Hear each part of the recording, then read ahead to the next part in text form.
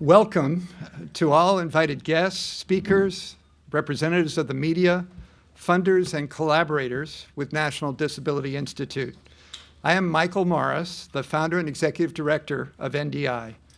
NDI was established almost 10 years ago to harness the power of collaboration with government, financial institutions, the business community, and nonprofit organizations to empower and ensure people with disabilities have the same opportunities to achieve financial stability and economic independence as people without disabilities.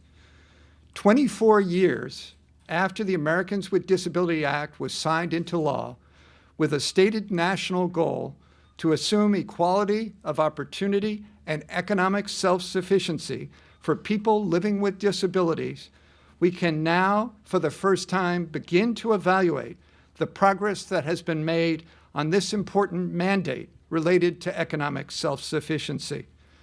The release of this report today, with analysis of data made available from the FINRA Investor Education Foundation, enables us to have a first-of-its-kind fresh picture of the significant disparities in financial resources and financial capability being experienced by individuals with disabilities and their families nationwide.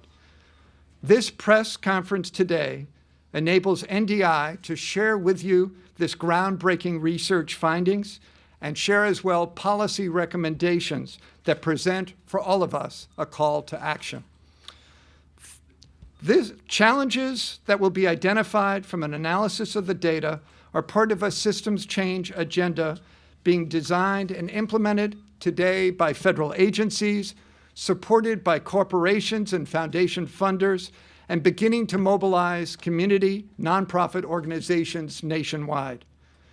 After you hear from the FINRA Foundation and the research team that put together this report, you will hear from a distinguished panel of federal leaders about a response to these identified challenges.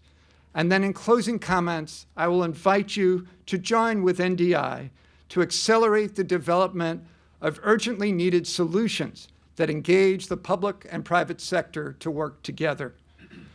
While the participants in this study only represent a segment of people with disabilities, this is an all too common story for many people in the disability community. The data you will hear about today is in line with other data we know about the economic reality for people with disabilities. According to the US Census data, nearly 1 in 3 people with disabilities in our entire nation have the highest poverty rate of any underserved population in this country.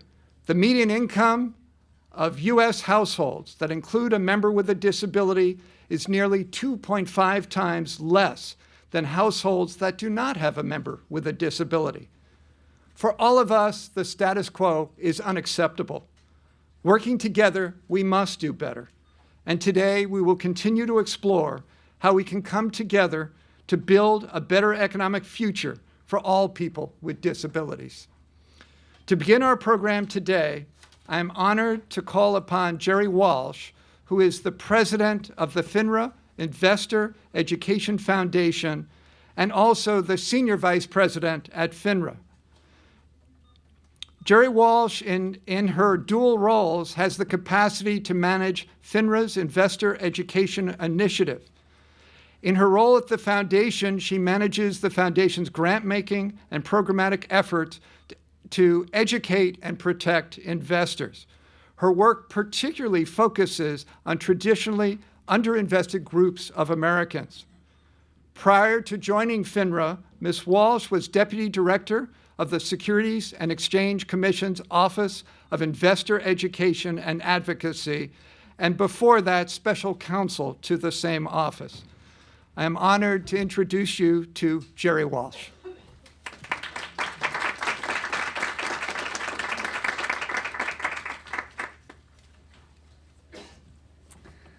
Well, thank you, Michael, and thank you all of you for having me here today. It's a pleasure, really a privilege to be able to be with you all today to talk about the FINRA Foundation's National Financial Capability Study. I will give you a high-level overview and introduction to the study and to what we've been doing with it, but we're really excited to see that the National Disability Institute has used the data from the National Financial Capability Study in such a novel fashion, and I'm looking forward to hearing the results of the study with you all. So let me first, let me first give you an introduction to the National Financial Capability Study. Because it's so many syllables, I often call it the NFCS, or the study, so bear with me on that. But the objective of it was to benchmark, to understand the financial capability of adults over the age of 18 in the United States. We did 2 waves of the survey so far. In 2009 was the initial one, and we launched that survey under the auspices of the president's, it was then President Bush, the President's Council on Financial Literacy, and then during the Obama administration, the council was renamed to the President's Advisory Council. Oh, thank you. Short. I'm short. Whoops. Whoa. There we go. Excellent. I think it's syncing.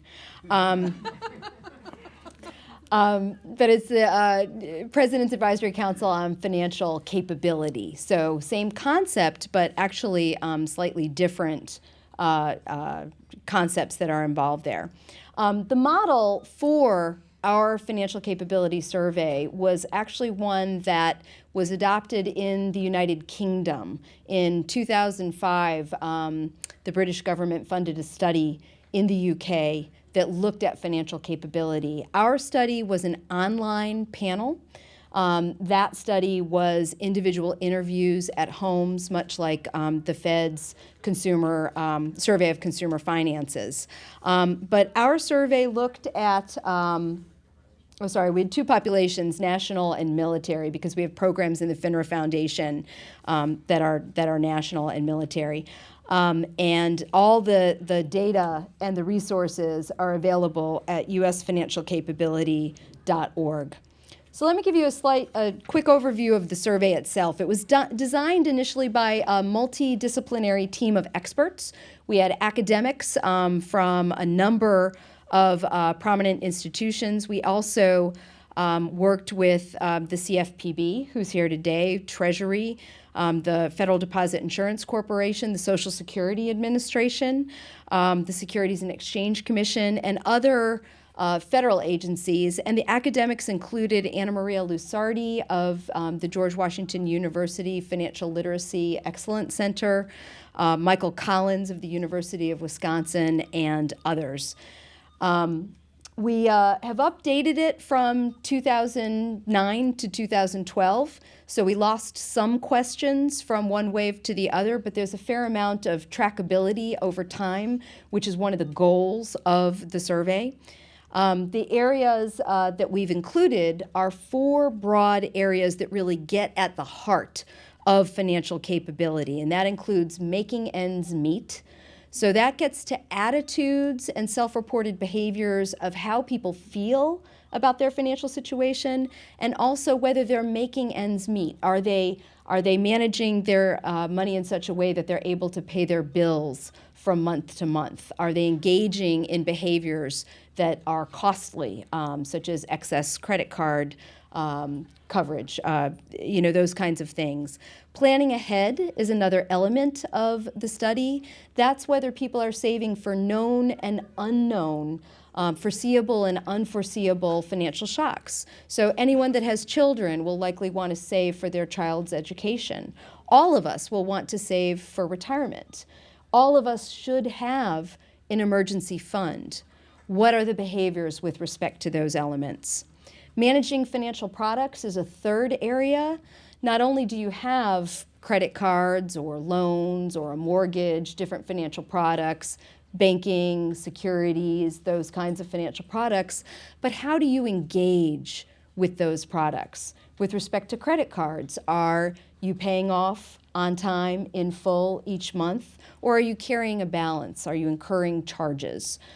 With respect to investing, What do you know about risk? Are you working with a financial professional? Those kinds of questions that tie into how people manage their money, what decisions go into managing their money, and what inputs go into making those decisions. The fourth area is financial knowledge and decision making. There's a 5-question financial quiz that we asked that was sort of a baseline that's been tested with researchers across the nation. Anna Maria Lusardi and Olivia Mitchell of the Wharton School in particular were instrumental in designing those questions. So we had a sample of 25,000 US adults in both waves, minimum sample actually in the first wave in 2009, it was closer to 28,000, so a very robust sample. And we oversampled so that we would ensure that we had at least 500 respondents from each state and the District of Columbia in each of the waves. And this is separate from the military survey that we did.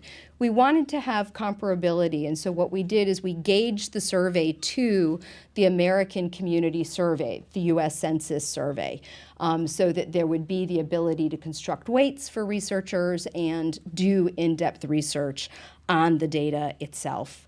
The survey instrument itself is 85 questions. It takes about 15 minutes to complete, and that includes information on demographic inputs so that we know that we're getting the right sample.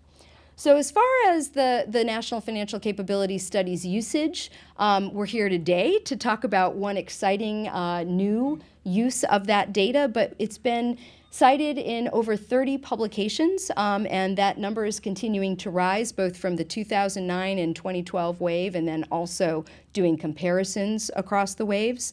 It's been cited in the press, it's been cited in government reports, congressional testimony, and it's in use by top-tier researchers, which we're really excited about. So researchers at Dartmouth, the University of Wisconsin, the Wharton School, the Urban Institute, and now the National Disability Institute have been using this. So where are we going in the future? We are going to be administering a third wave of the survey in 2015. And our goal is to continue doing this survey every 3 years. We're going to start updating the survey now. And this forum is timely for us because even as we discussed the research coming out, we learned that there are new questions, new ways to answer questions that we might want to include in order to better represent individuals with disabilities across the United States. So we'll be doing that, and we're also going to be doing an investor supplement in 2015, which aligns with the goals of the FINRA Investor Education Foundation. There's one interesting use that's also happening too. For the first time in 2012, we ran the survey through the American Life Panel at RAND. And what that does is allows researchers to use that data set, the 2,000-person sample from the ALP, but then compare it with the Health and Retirement Survey and other RAND panels that have been constructed. So our goal is to encourage people to explore longitudinal changes over time. And we'll be continuing to use the data to inform our own understanding of financial capability. So with that, I'd like to thank you for having me here and turn the podium over.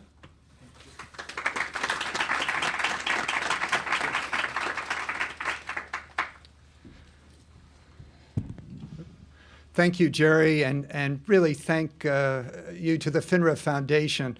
We wouldn't be here today if it wasn't for your willingness to make the data set available to the public and for researchers to use in novel ways. We took you up on that challenge, and that's why we're here today. National Disability Institute collaborated with Katie McDonald, who is an associate professor in the Department of Public Health at Syracuse University. Dr. McDonald is well known for her focus on ecological theory and social action research to understand and promote the integration of individuals with disabilities. Dr. McDonald conducts collaborative research with community-based groups and community members, particularly engaging and involving people with disabilities on such issues of health, education, community, and employment disparities. Her most recent projects have been funded by the National Institute of Mental Health, Centers for Disease Control, and the National Institute on Disability and Rehabilitation Research. We started talking with Katie probably almost a year ago, and really the results are extraordinary. Let me introduce you to Dr. Katie McDonald.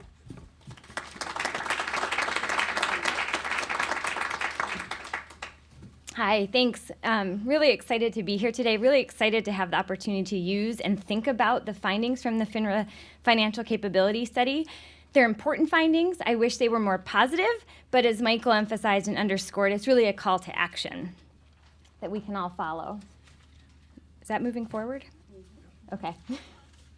So what I'll do today is just spend a few minutes complementing some of the work that Jerry talked about and Michael talked about in terms of setting the stage, why we're doing the work that we did, how we did it, how we used the FINRA study, and a few of the highlights of what we found. So I'll only focus on highlights. The full set of information is available in the reports that's available from the National Disability Institute. And I'll also note that we did not use all of the variables available in the FINRA study. So there are a few more opportunities to mine some of the data and then spend a few minutes on thinking about the conclusions. So as Michael was talking about earlier, and as all of you in the audience know, we know that somewhere of upwards almost maybe 20% of people in this country have a disability. Depends on who we ask and how we ask that question, what that number becomes. And of course, they're a very diverse group. That includes people of all ages, of all sexual orientations, of all genders, of all cultural groups, you name it. Some of those may be people who cannot currently work. Maybe about 1 in 5 is our best estimate of where we are right now. And as Michael was underscoring, we know currently that there are a host of economic disparities experienced by people with disabilities. They're employed at lower rates than people without disabilities. They participate in the labor force at lower rates than people without disabilities. Those who are employed, they earn less, they work less, and as you can imagine, they live in poverty at much greater rates. And of course, these economic disparities are linked to social education and other health disparities that all contribute to quality of life and are important to consider. And here we gather at the 24th anniversary of the ADA, where we made a promise to Americans with disabilities. One of those promises was to work on their economic self-sufficiency. And yet in the 24 intervening years, we know that fairly little has changed around their employment and economic well-being and status. We've done considerable work over the years to kind of understand the employment situation of people with disabilities. We've looked at barriers, we've looked at accommodations, we've looked at things from an employer perspective, the federal perspective, from the perspective of service providers and people with disabilities. But we haven't done much around economic well-being as a larger construct, and particularly around financial capability. We know very little. So while we know a little bit about the economic situation of people with disabilities, we don't have a sense of their financial capability. Until today, we have a little bit more insight now. So as Jerry was mentioning, the FINRA study looks at 4 areas of financial capability. So financial capability is the idea of what is our ability to make informed financial decisions and to attain economic stability and security, comprised of 4 areas of making ends meet, planning ahead, managing financial products, and making informed decisions. So for this study, we were able to use the data from 2012, which is very generously available online from the FINRA Foundation. There were just over 25,000 people who completed the survey nationwide.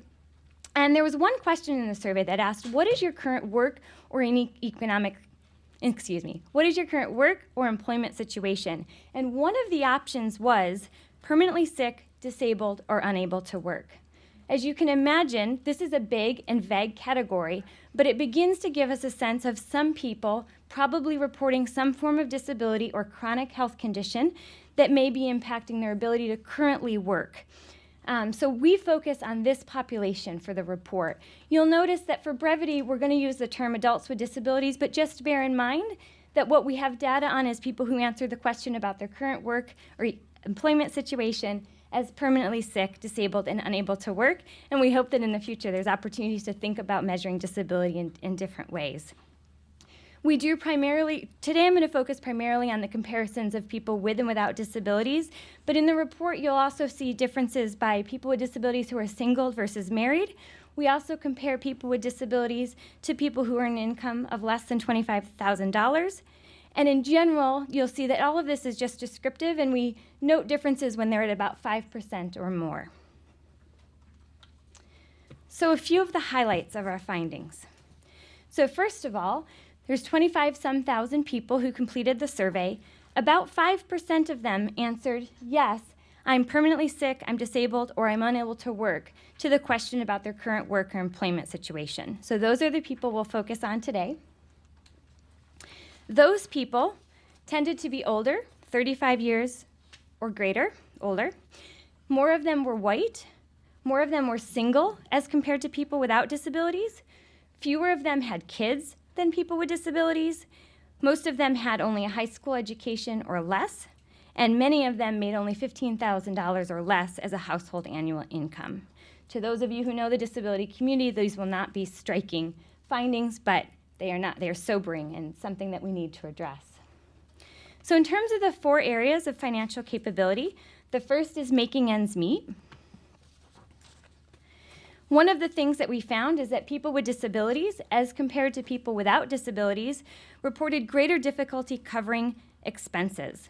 In the red are people who said it was very difficult to meet their monthly expenses, and people with disabilities, my print is small, forgive me, 31% versus people without disabilities, 15%. People with disabilities were also more likely to report that it was somewhat difficult to cover monthly expenses as compared to people without disabilities.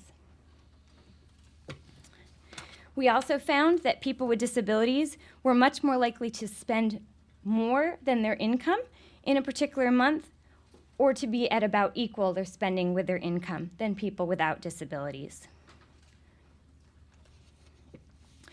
When asked some of those questions about how do they feel about their finances, folks were asked about kind of their satisfaction with personal finances. And for those of you who can see the monitors on the side, the darker colors represent people with disabilities and the lighter colors are people without disabilities. And what you'll notice is that people with disabilities were much less satisfied with their personal finances than people with disabilities, without disabilities. We also found that people with disabilities experience or report experiencing greater financial distress. Despite being less likely to own a home and have a mortgage, they're more frequently late on their mortgage payments, and they're much more likely to overdraw on their checking accounts. People with disabilities also reported very different sources of income, and in particular, given how we know the question was measured here, many more of them report receiving benefits from the federal government, which is not surprising, than people without disabilities. People with disabilities also reported having more unpaid medical bills, and they reported greater financial fragility. So when asked, could you come up with $2,000 kind of immediately or within the next month to meet some kind of unknown, perhaps, expense, could you do that?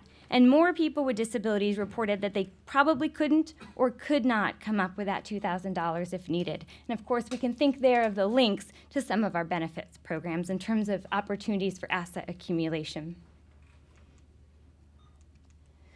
Our second area of findings are about planning ahead.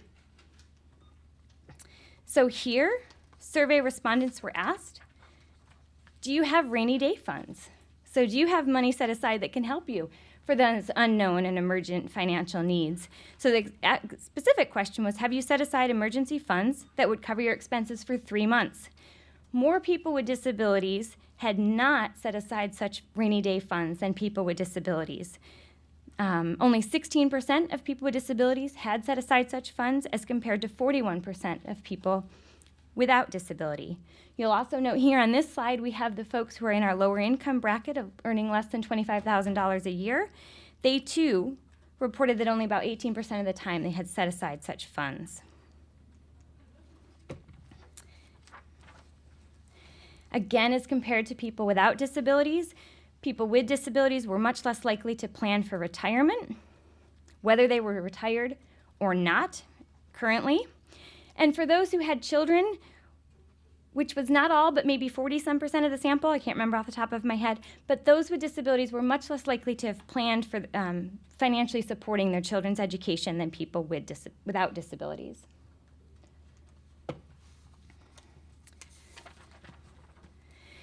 People with disabilities were much less likely to report taking financial risks, and they were less likely to have investments such as employer-provided retirement accounts, alternative retirement accounts, and non-retirement investments that are not related to their employers. They were also less likely to meet with a financial advisor. When they did, people with disabilities were more likely to talk about insurance than any other type of financial investments, which of course has implications for investor education. Our third area of financial capability, hopefully I'm not flying through too many results, I know it's a lot to take in, is managing financial products. And here, as I was mentioning a moment ago, we found that people with disabilities were much less likely to be homeowners. They were less likely to have mortgage or equity loans, which is not surprising since they had home ownership at a lower rate, and they were less likely to have home equity. People with disabilities were also less likely to have credit cards, to pay off their credit cards in full when they were using credit cards, and they were less likely to have student loans. Although interestingly, they were more concerned about paying off those student loans when they did have them than people without disabilities. People with disabilities were also more likely to carry a balance and accrue interest on credit cards, to use credit cards for cash advances, and to use non-bank borrowing methods such as a pawn shop. As you can imagine, thinking about home ownership and mortgages versus credit card debt, generally speaking, people with disabilities were more likely to have bad forms of debt, and people without disabilities were more likely to have good forms of debt. And our last area, and if anyone looks at those 5 questions and can answer them correctly, I'll be impressed, because it is about financial knowledge and decision making, and it's measured in 2 ways. One, both do you know the answers, the actual factual answers to these 5 questions, but then also what's your perception of your financial literacy?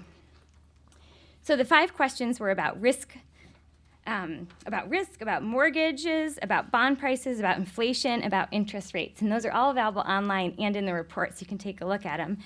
And as you will not be surprised, more people with disabilities than people without disabilities answered those questions incorrectly. The dark bars refer to people with disabilities, and the light bars refers to people without disabilities.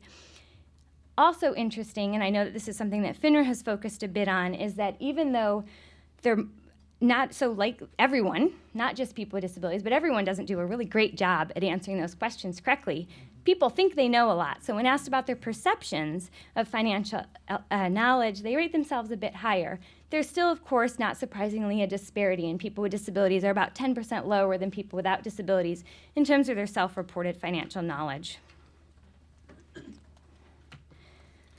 So zooming through all those findings, there's just a few conclusions to highlight. Not surprising given what we already know about the economic situation of people with disabilities. When we look at financial capability among people with disabilities as compared to people without disabilities, we continue to see disparities that persist and impact people's quality of life. So here, people with disabilities had greater difficulty making ends meet. They participated less in financial planning. They had poor management of financial products, and they had lower financial literacy. We also did some subgroup analyses to look at particular categories within people with disabilities, and some of the groups that is also not going to be surprising given the results of the FINRA study at large. Women, single respondents versus married respondents, minority, ethnic and racial minority respondents, those who were younger and those who were lower income, were particularly economically fragile in terms of their financial capability, so those disparities are even wider. So that's something important to bear in mind for interventions and policy development. Those are our highlights.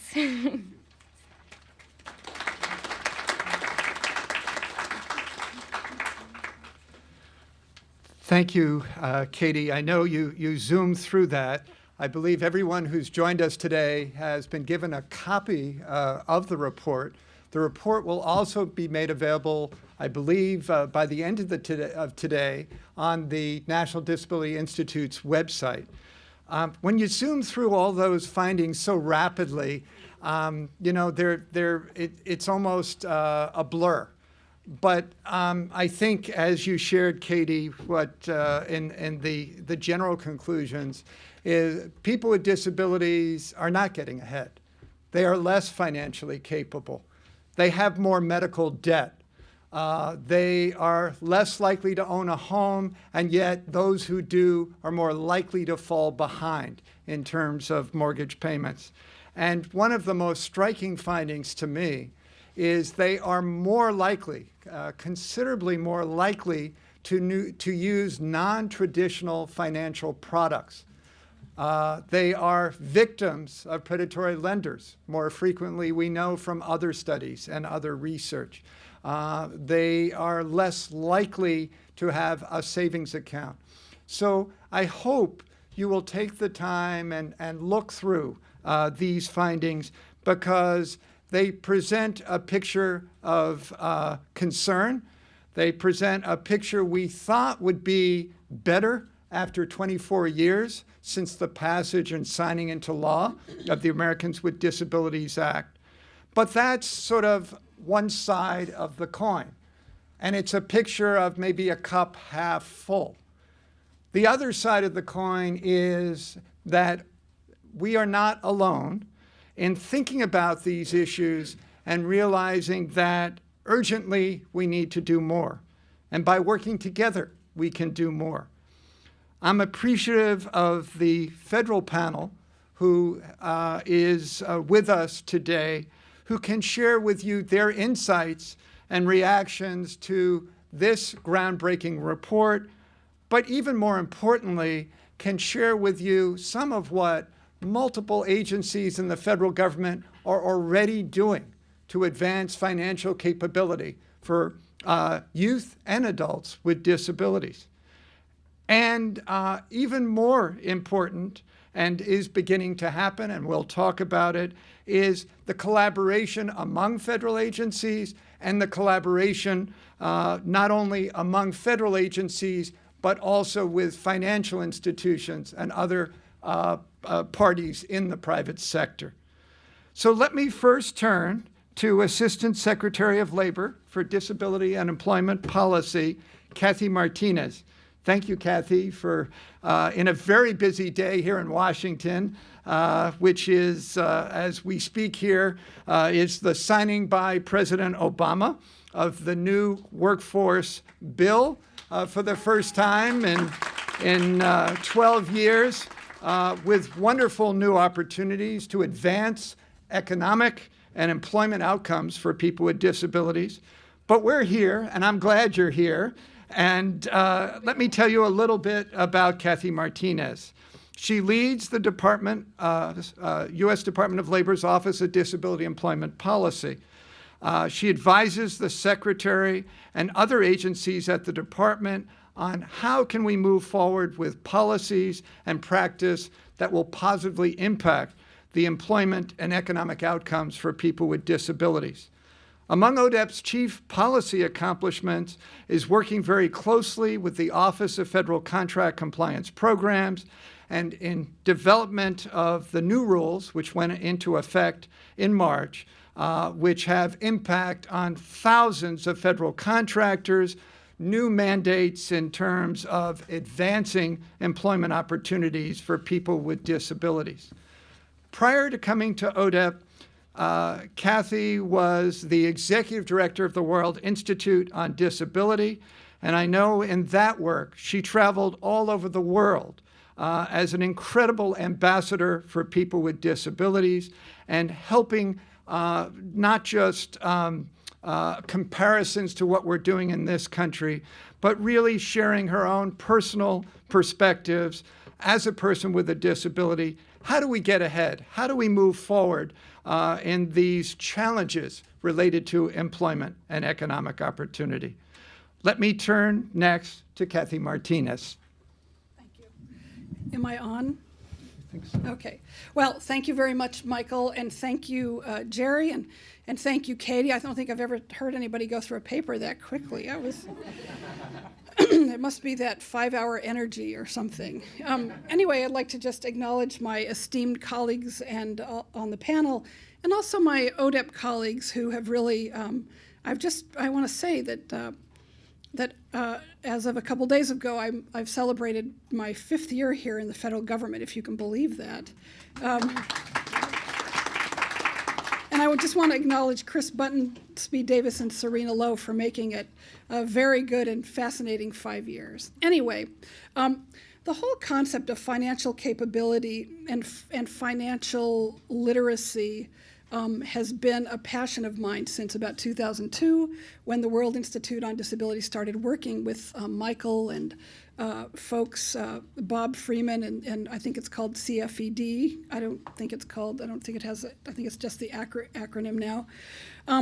But one of the things, as a person growing up with a disability who is not white and who did not grow up with any kind of financial literacy, what you realize very early is the only way that we as a community are going to get ahead, and I realized I as a person was going to get ahead, is if I had money, plain and simple.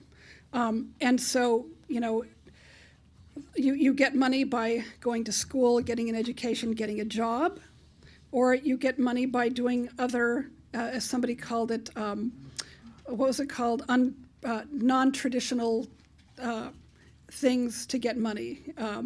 But we have to survive. And as a community, I think I would say that employment and financial power is really the kind of the final frontier. But for our communities, the concept of financial literacy is really not on the map. Katie mentioned that we're banked, we're underbanked or unbanked. And very often, we have to rely on social safety nets, which really restrict our earnings. We have ongoing unique expenses related to our disabilities. And one of the things I want to just point out to the folks at FINRA or people in the financial services sector here is that many of these expenses that we incur are actually the expenses that enable us to work and engage in our community. So for me, it's this $5,000 piece of machinery up here. For some other people, it's modified vehicles. For some other people, it's personal attendant services. And most of society, I would say, doesn't really get that these expenses exist until they have to deal with it, or the enormity of these expenses. And as our population ages, these types of expenses for assistive technology, for different types of transportation modalities, for personal assistance are only going to get higher. So the concept of the insecurity, I would say, of the last 5 years, and the increase of people on the rolls of our social safety net has really spurred some of us on even more to look at the concept of financial capability. And when we think of disability in terms of expenses and what it costs us to work, it's not just a financial burden, but it's also a burden of, how do you deal with that expense when you can only accrue certain amounts of money per month if you're on benefits. So I see this as a real opportunity and a real nexus for the financial services sector to work with us, work with CFPB, work with the IRS to help address some of these issues, because these issues are not going away. I think just figuring out how to build an infrastructure and a acknowledgement of these expenses, what types of of loans can we figure out for these, but also moving on to just access to this information. Katie mentioned, just having access to information about loans, knowing what a bond is. I actually own a house in California, and I have to say that I had to go to about 9 places before somebody would give me a loan. They just did not believe that I could work and that I had work and that I was capable of work, and then I would be capable of paying back a loan. And when I got my loan, I couldn't read the darn thing. I almost said something wrong here. So I had to get somebody else to read it. So there's a lot of things that the financial services industry, along with us, we could all be doing to make financial literacy more available for folks with disabilities. One of the things that ODEP is doing, the Office of Disability Employment Policy, is through our Disability Employment Initiative grants. We're working with the workforce investment system to provide financial literacy and support services, including making financial education classes accessible through our American Job Centers. And this will, and also, things like helping people develop a monthly budget, helping them understand what resources are available in their own communities, where they might be able to find loans or build credit and develop asset development strategies, including the use of IDAs. At WID, we used to work with the community development credit unions. Those are still a really very interesting and creative group of folks who've worked with folks with disabilities and have come up with some very creative options for helping people fund like assistive technology. We're also, we're really just helping the one-stops develop their capacity to serve people with disabilities, and also to work with some CILs, Centers for Independent Living, around the company to look at how people with disabilities might think about how they would build their assets and their future, and how to plan for new income as it relates to their existing benefits. We have, some of the things that WID developed, the online, I can't remember what it's called. I'm so embarrassed. DB 101. Thank you, darling. Yeah. Yes, disability. See, it's been 5 years. Disability Benefits 101, which basically allows folks to look at what their benefits are and what how new income might impact those benefits. So I just think this is a great opportunity. It's a real bummer, Katie, I have to say, to hear everything you had to say, but it's also a great opportunity. And we're all the people here are in the right place.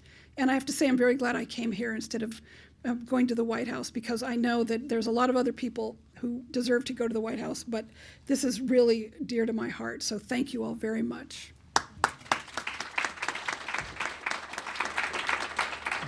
Thank you, Kathy. And again, I think you raised so many good points of challenges people with different types of disabilities face in dealing with financial service companies.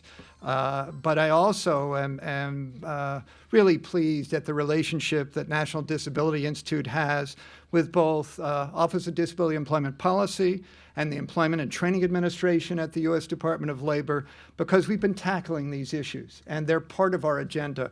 And I think there's really exciting ways, new strategies to be tested in the years to come together. Let me next turn to Deborah Holland. Deborah is the Commissioner for the Wage and Investment Division of IRS.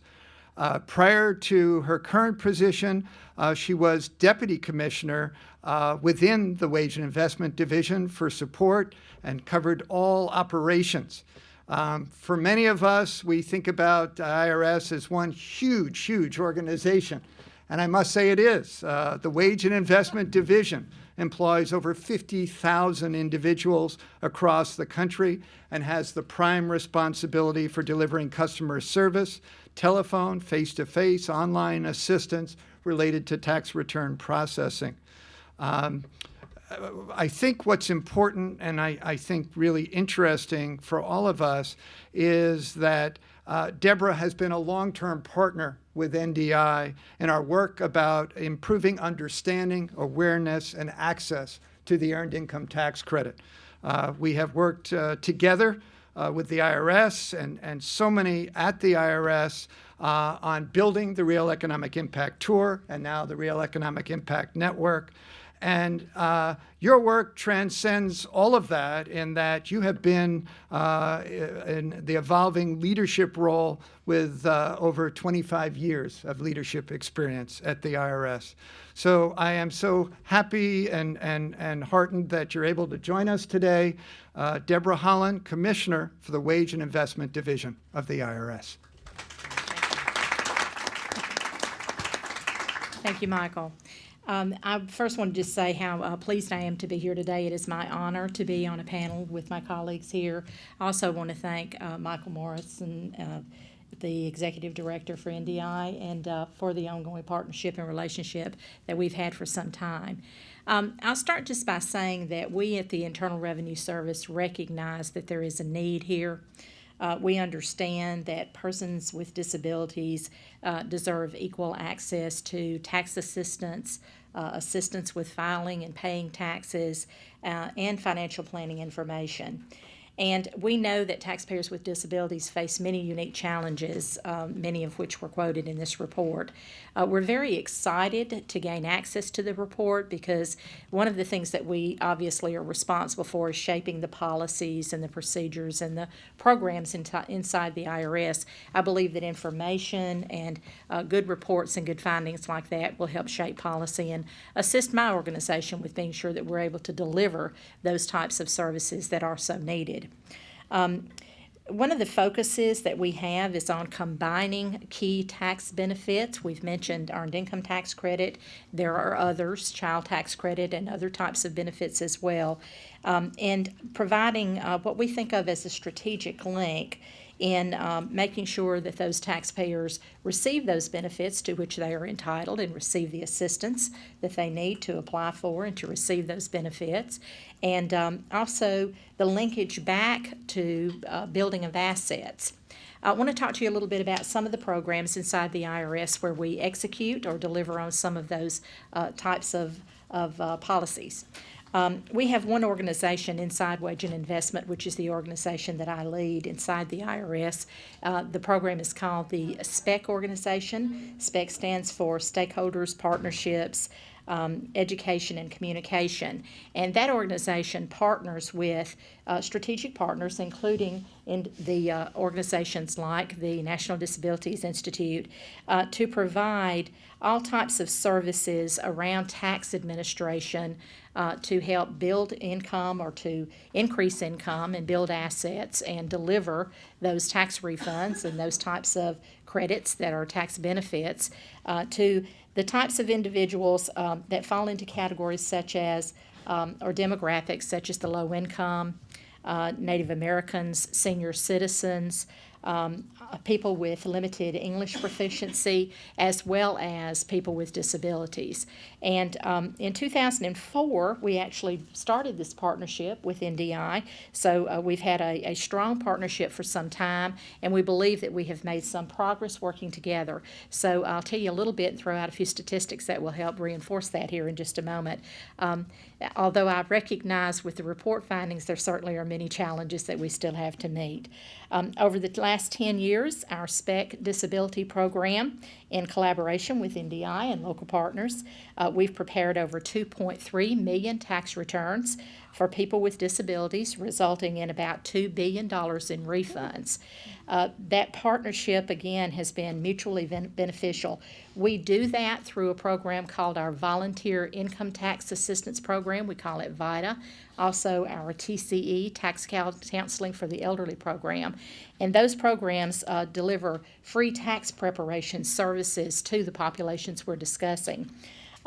These services go generally to people who have incomes of $52,000 or less per annual year. We help in the IRS to train volunteers to prepare those income tax returns.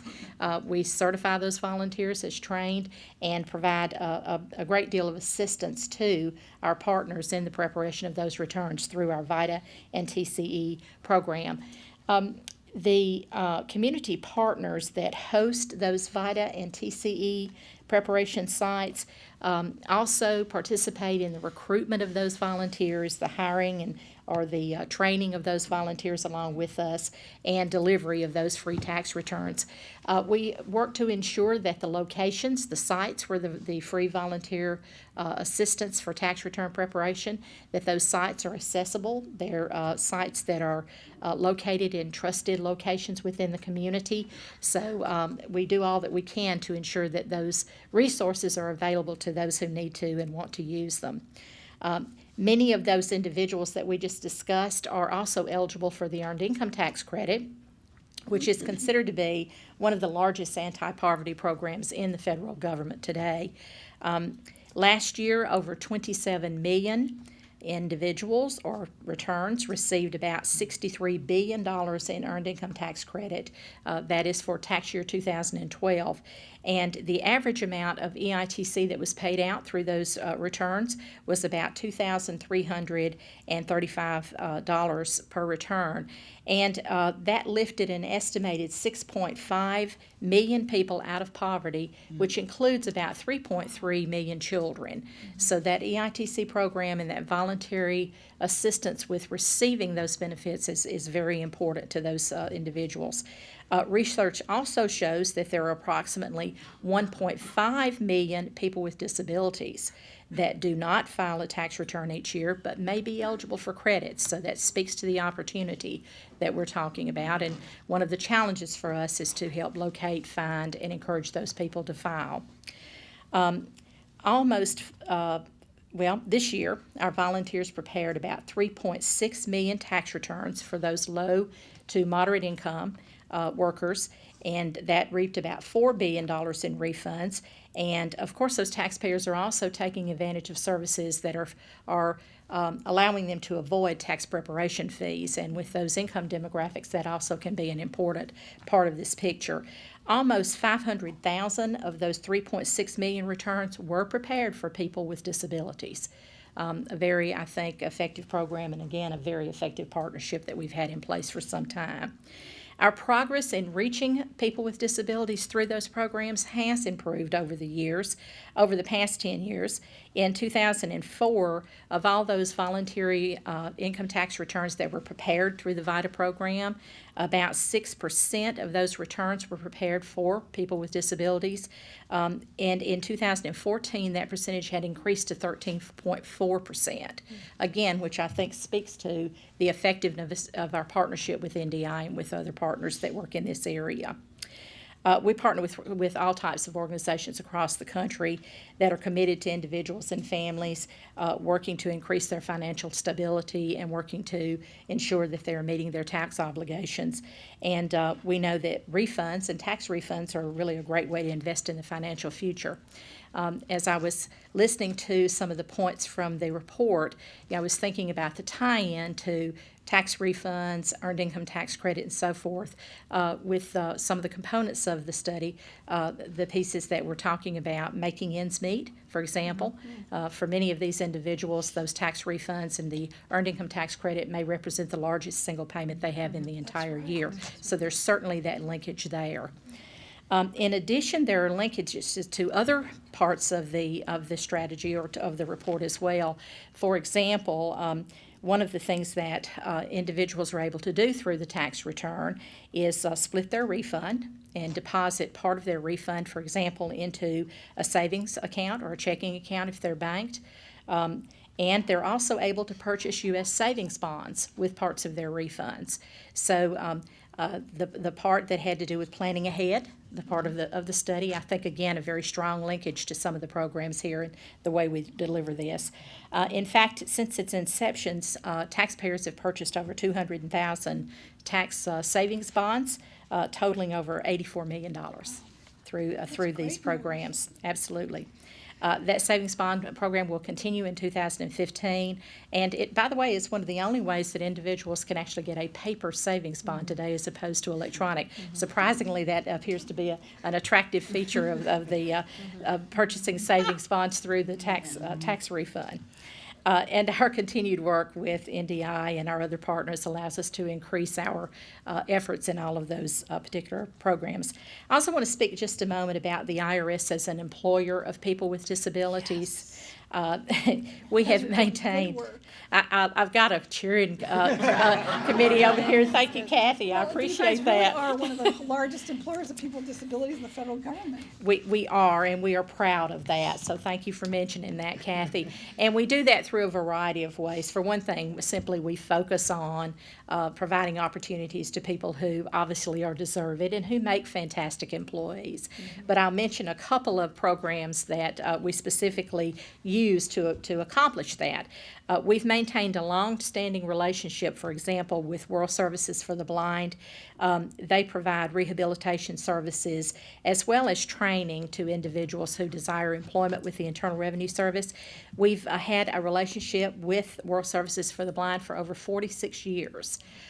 We hire an average of about 24 employees annually through that partnership, and over the last 5 years, we have hired and trained and onboarded in my division over 116 employees. Mm-hmm. So that's a great partnership for us. Thank you. Thank you. We also actively participate in hiring through the Wounded Warrior Program and in placement of hiring veterans with disabilities, and use a variety of employment techniques to ensure that we are offering those opportunities to these individuals who, again, are very deserving and, again, who make fantastic employees for the Internal Revenue Service. We also focus very strongly on the tools and the ability to provide information to both our customers and our employees. So, for example, we have an alternative media center that ensures that the IRS is adhering to all of the appropriate laws that are designated to provide, ensure that we provide access to government resources and government information to people from the disability community or the disabled community. They also work very diligently to provide alternative media resources to our customers with disabilities through a variety of means, including our website, irs.gov, as well as other types of tools. Any disabled taxpayer that requires special accommodations and in dealing with the Internal Revenue Service, we use that Taxpayer Assistance Center. Those are our local offices.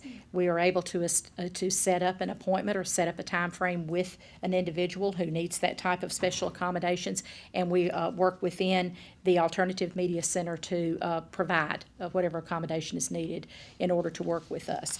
So as you can see, we have a very strong commitment to this community, to all persons with disabilities, a very strong commitment to our partnership with NDI, and welcome the report that's being released today. Again, I'm very honored to be on this panel, and I want to thank you all for having us here today.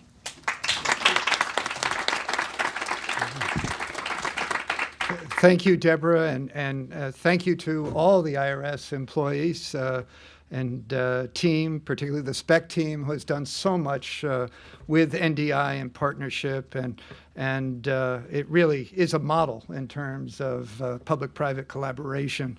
I want to next turn to Gail Hildebrand, Associate Director for Consumer Education and Engagement Division of the U.S. Consumer Financial Protection Bureau.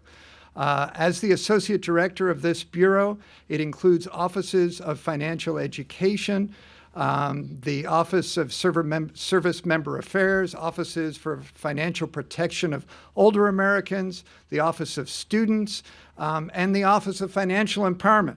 You've got a lot on your plate. This is, of course, one of our newest federal agencies, and it is one, too, that National Disability Institute is collaborating with, and it's across federal agency collaboration, working with CFPB and the Department of Labor, as well as the Social Security Administration and the IRS. You're sort of got partnerships going everywhere. We appreciate your work. Prior to being at CFPB, you were the Financial Services Campaign Manager and Senior Attorney at the West Coast Office of Consumer Union, the nonprofit publisher of Consumer Reports magazine. You are a member of the American Law Institute and the American College of Financial Services Lawyers, and you are a founding chair and longtime board member of the California Reinvestment Coalition, a statewide coalition working to encourage financial institutions to serve low-income consumers and neighborhoods. And I know the issues impacting people with disabilities are not new to you at all and are part of your history and long, many areas of service in the public and private sector. Let me turn to you, Gail. Thank you, Mark. It's really a pleasure and an honor to be here to talk about the challenges that this data represents and to be here with my colleagues who have been laboring so long in this vineyard ODEP and the Department of Labor, IRS and the SPEC and VITA program, and Bob Williams at SSA, who's been a special friend to us in terms of introducing us to many of, but not all yet, of the people we need to know who are leading work in the disability community. I'm going to start, since CFPB is only 3 years old, by reminding you about our mission. I hope you've heard this before. The mission of the CFPB is to make markets work for consumer financial products and services by making rules more effective, by consistently and fairly enforcing those rules, and by empowering consumers to take more control over their own economic lives. And today's data shows us really how far we have to go on that last piece. This dual mission means we work both to ensure that the financial services marketplace provides opportunities for everyone and choices that are fair, and also that consumers obtain and sustain the knowledge and the skills that they need to make choices about financial services, choices about financial products, and other kinds of money choices that will serve their own life goals. So in order to serve and empower consumers, we do a couple of things. We provide direct tools to consumers, and we provide services indirectly to entities that are providing other sorts of services to consumers. On the direct tool sides, people can come to us with a consumer complaint at 855-411-CFPB and receive services in over 180 languages, as well as services for the hearing impaired. They can come to us on the website at consumerfinance.gov and find 1,000 questions and answers about common money products and choices, ranging, the most popular one we have is, how do I get my credit score? Followed closely by, how do I read my credit report? But we also have information for parents who want to talk to their kids about money, and a whole variety of answers, and that's available in English and Spanish at consumerfinance.gov. We're also developing a series of tools for individuals to use as they address the big life moments that have a financial component. And the one that is up and available now is Pay for College.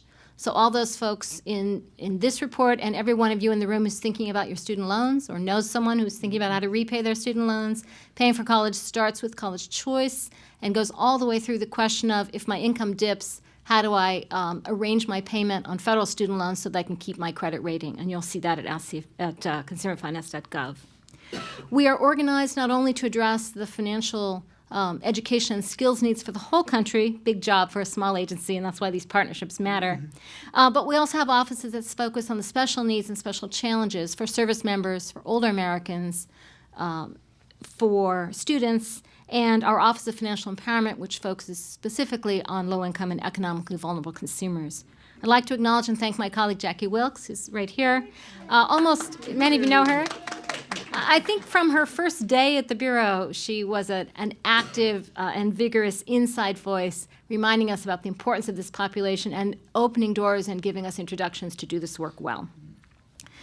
So we had already identified persons with disabilities as an important group for service, both from our Financial Empowerment Office and from the Bureau as a whole. But today's report really reinforces the importance of that, both as a matter of service, as a matter of federal policy, and we stand ready to do what we can in that area. Today's report also highlights some very specific issues and challenges, particularly in the area of savings. I'm going to come back to that before I close. So as we think, I've told you about the direct services for individuals, the direct tools. There's also the indirect side. If we think about how to serve the broad diversity in America, we know not everyone is going to find the CFPB, come to us, and use a do-it-yourself approach. So it's very important to us to work with community partners, and that includes many of you who are in the room, who we're already working with and hope to work with in the future. We have an active program for America's public libraries to bring financial education into the library. We're building on the pioneering work of FINRA in that area, and also have a great partnership with the American Libraries Association. Basically, we're introducing librarians to each other and to people who will fund this work for the libraries. We're pleased to be a piece of ODEP's work on bringing financial capability into job training. They're doing the hard work. We're providing some consult and technical assistance, and we're privileged to do that. And we're deeply interested in other types of partnerships with state, federal, and local and nonprofit entities to bring financial capability work further to the American public. We do have, launching at the end of this month, our Your Money, Your Goals toolkit. That's for individual social services workers who are helping someone with something else, but there's also a money issue, or talking about the money issue might actually help that client to achieve the job training goal or the family reunification goal, or whatever it is that is being worked on in a social services context. So we have a deep commitment to serving people with disabilities. We're still learning what those opportunities are. We will serve them in two ways. One, by the general consumer protection, because as today's data shows, people with disabilities have those same issues with getting the mortgage servicer to return their phone calls, and those same issues with overdraft, and those same issues with prepaid cards that many other consumers have. And we'll also serve more directly, and we start that with listening, because we know learning starts with listening. So last November, we had a forum that many of you in this room attended, where disability leaders talked to us about what the needs are in the community and how the Bureau's financial services-related product jurisdiction can overlap and help. Before I move to a close, I'd just like to comment on a couple things from the report. One big challenge and one area of opportunity. The challenge was talked about, there are many challenges talked about, but one of them was financial fragility.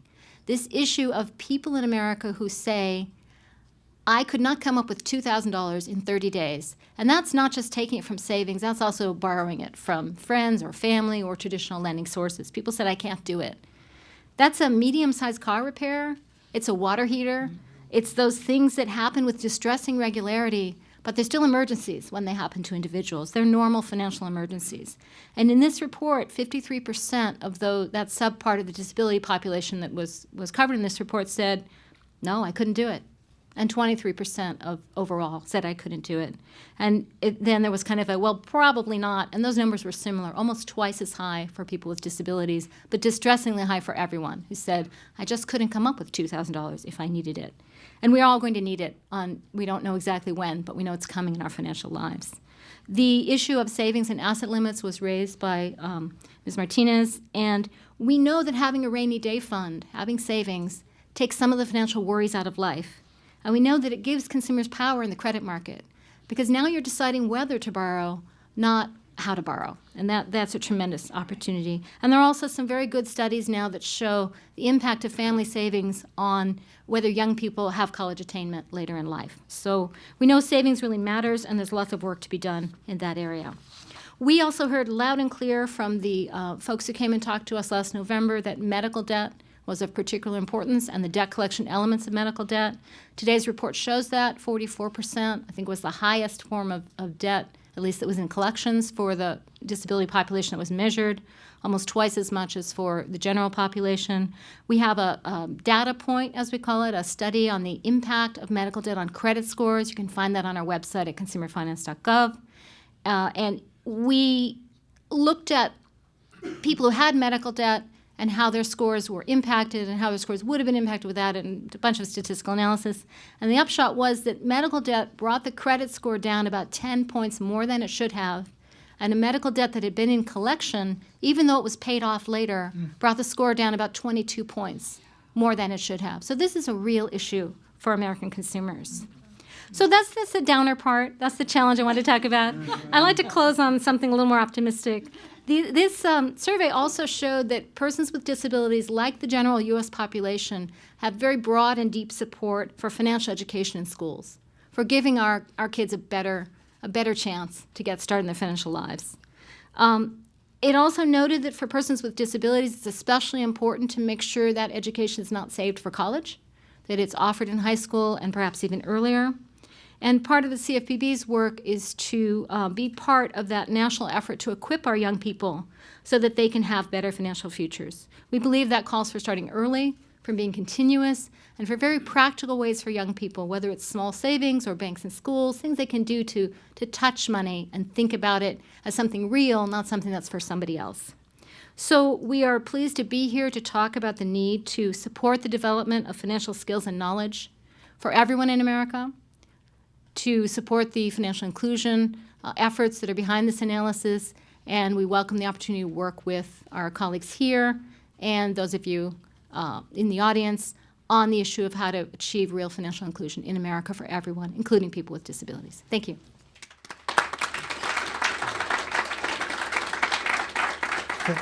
Thank you, Gail. And the last member of our panel is Bob Williams.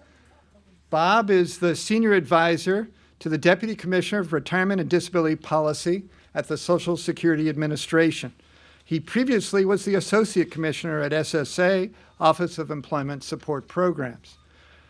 Prior to joining SSA, he was a Special Assistant to the Director of the D.C. Department on Disability Services, During the prior administration, Clinton administration, Bob Williams served as commissioner on developmental disabilities and then Deputy Assistant Secretary for Disability, Aging, and Long-Term Care Policy in the U.S. Department of Health and Human Services.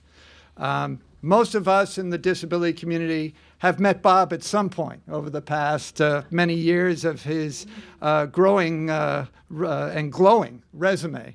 I personally add to that that Bob and I started really in Washington at about the same time, working for back then what was considered a Republican maverick of a Senator Lowell Weicker from state of Connecticut.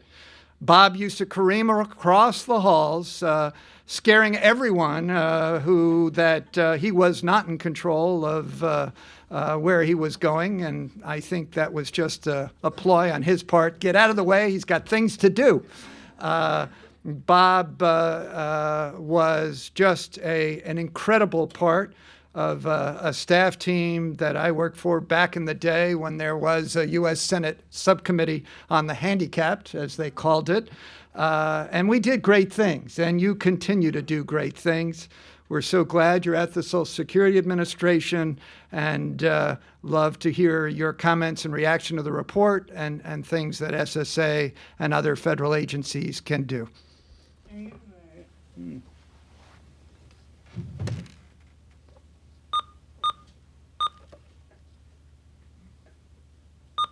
Being last on the panel, I will be redundant to a certain extent.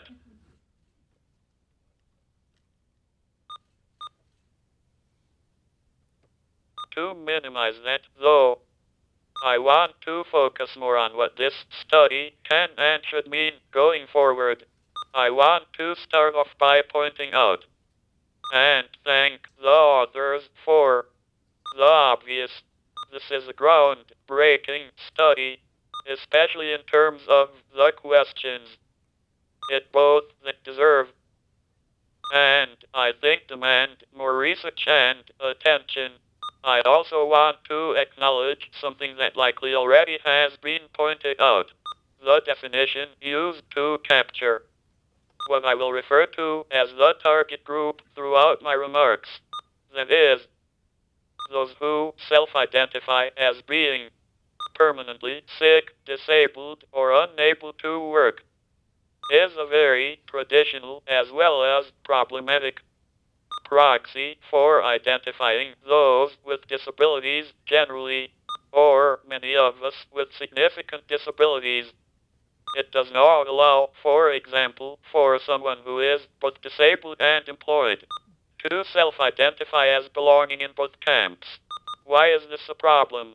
Well, first, because it reinforces the dominant cultural narrative that individuals with disabilities cannot possibly belong in both camps at the same time.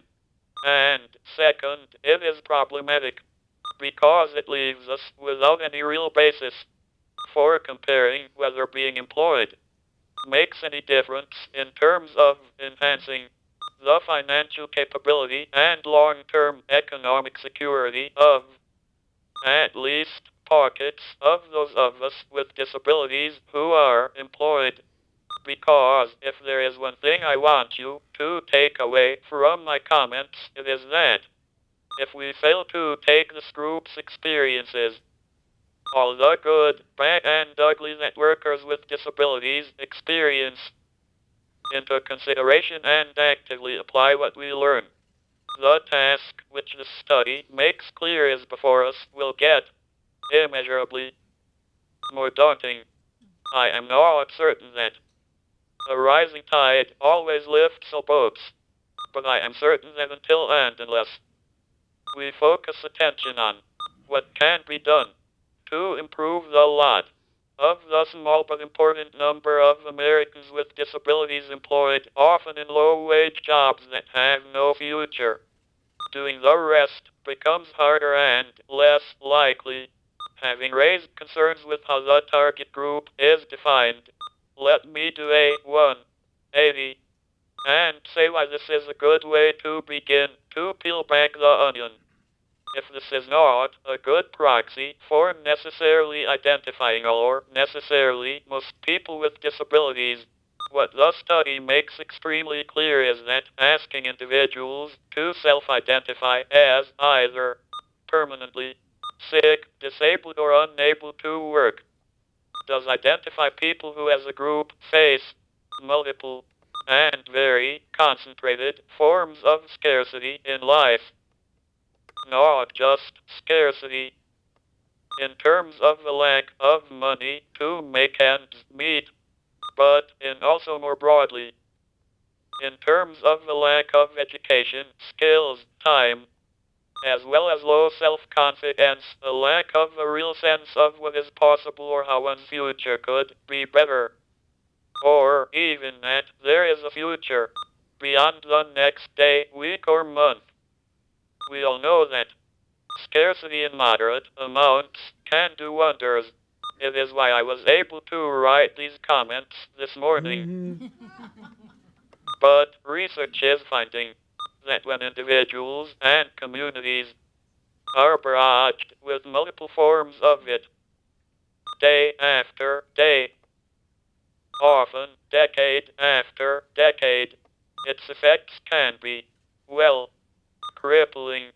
Research is showing both under controlled conditions as well as everyday life, such exposure can reduce the amount of what is called mental bandwidth someone can use to make decisions, not just on a specific issue, but every part of his or her life. If you have ever dealt with a serious health threat in your life or that of someone you love, you have a sense of what is like. This paper is important, I believe, for two reasons in particular. First, because it demonstrates that this target group, and I would argue many more as well, face constant, persistent, and pervasive scarcity, which to a large extent not just limits their futures, but all of our futures as well. Most importantly, this study demands that we ask and find answers to the next question. Now that we know this, where do we begin to chip away at it? And my final thought is that one place to begin is to dive deeper into the study's findings that show that women and young people in particular are more dissatisfied with their current lot in life and want something better. Trust me, dissonance, especially internal dissonance, is powerful. They are beating a loud drum. We need to heed it, and then amplify it for others to follow as well.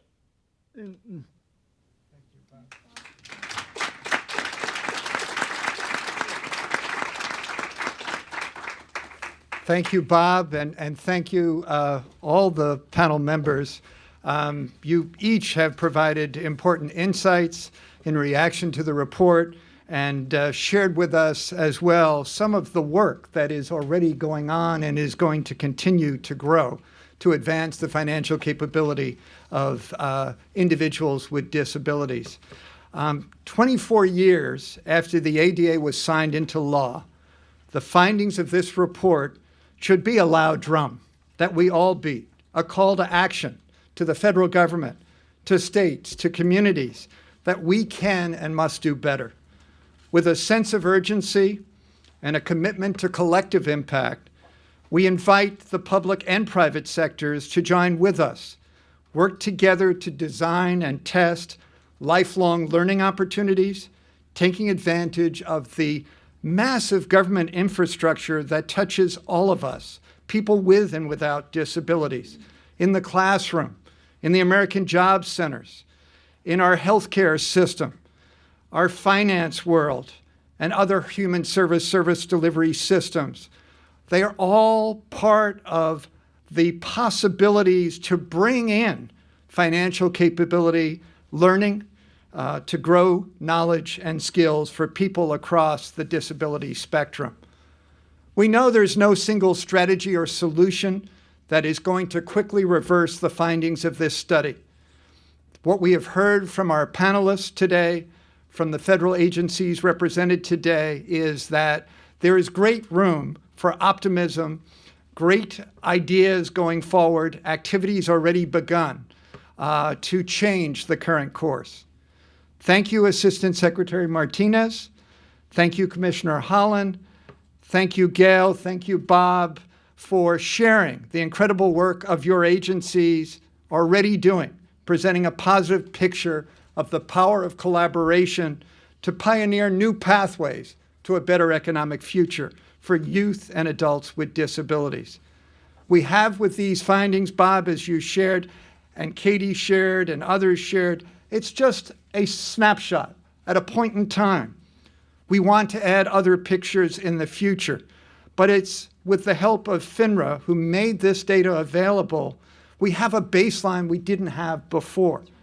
And now we have something to compare to as we work together to advance financial capability. Together, government, financial institutions, foundations, employers, and community nonprofit groups, we can begin to change thinking and behavior at an individual and systems level. There are many in the public and private sector already working with NDI. We thank the IRS, United Way and Goodwill, and the Walmart Foundation for the work we're doing together around My Free Taxes and really trying to reach that 1.5 million people talked about with disabilities who still don't understand all the beneficial tax provisions they're missing out on. We want to thank Bank of America Charitable Foundation for its long-term support of NDI's Real Economic Impact Tour, now network, and more than 4,000 members and organizations in all 50 states who have joined with us and participate in our monthly webinars and share information on promising practices. We thank Accorda Therapeutics for their continued support of our financial wellness strategies to support people living with MS and their families. We thank the Kessler Foundation and the Federation of Community Development Credit Unions for their working on innovative ways within the financial services corporations and industry to bring people with disabilities to be employees and to be ambassadors to the customers with disabilities and families with members with disabilities coming through the door. We want to also thank some of our new partnerships now forming with the Association of Financial Counseling and Planning Education to bring new education content to over 3,000 financial counselors nationwide and make them more aware and more sensitive and more skilled in serving customers with disabilities. We thank the Credit Builders Alliance for working with us to look at how do we move the capacity of disability-related organizations to increase their activities in helping their customers understand effective use of credit and improve credit scores. We also thank, of course, the Department of Labor, ETA, and ODEP, working with us and the Consumer Financial Protection Bureau to test new strategies to build financial capability for our target audience. We thank all of you for joining with us today, for your interest and commitment to the challenges and the opportunities before us. We appreciate your willingness to join with NDI to find new pathways, to create a new roadmap. With courage, vision, resources, and tools, let's work together to pave new paths for others to follow that support inclusive work opportunities, inform financial decisions, greater financial capability and economic stability and mobility for our nation's youth and adults with disabilities. We were here today. We hope we'll be back here next year and the years to come to report on further groundbreaking research because, again, we're just at one picture in time. And we have great ideas. We have great commitment to this mission. And we are very excited about what the future brings because it is about collaboration, it is about collective impact, and it is about really raising the bar and expecting that people with disabilities have the opportunity to be in the economic mainstream, to be more financially stable, and to move up the economic ladder with a sense of possibilities about economic mobility. So thank you for joining with us today, and thank you for your partnerships, your commitment, your interest. We look forward to continuing to work with you. And really, again, thank you, federal panel members. Thank you, FINRA. Thank you, Katie, for helping us do the necessary research to start us on this journey. Thank you all very much.